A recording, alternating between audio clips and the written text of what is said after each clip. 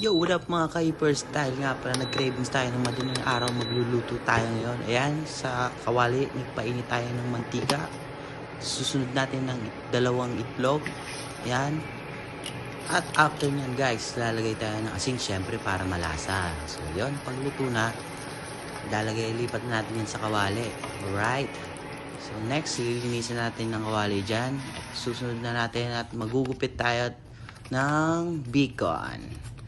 Ayan. So, ilalagay na ulit natin yan sa kawali, guys. So, naglagay nga pala kami dyan ng 4 na pirasong bacon. Para marami-rami naman.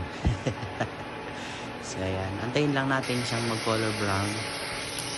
At babaliktad na natin yan, guys. Ayun.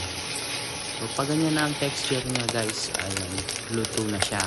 Ililipat na natin siya ulit sa platong may tissue para mabawasan ng mantika. So ayun, lilinisin ulit natin ang kaldera at magpapainit tayo ng tubig dahil magra-ramen tayo.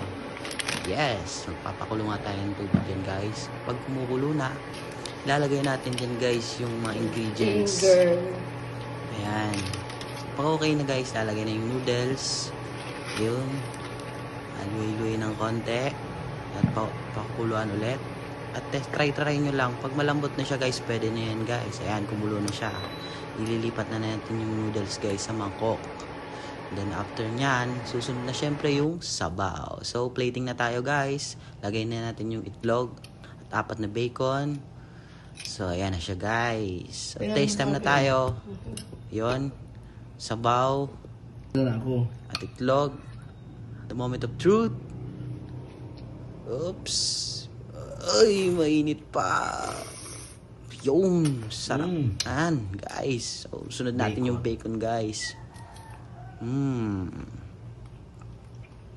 Sarap, guys. Solid. So, noodles naman tayo, guys. Uy, may nitiwit pa. Papapikit pa. Yummy.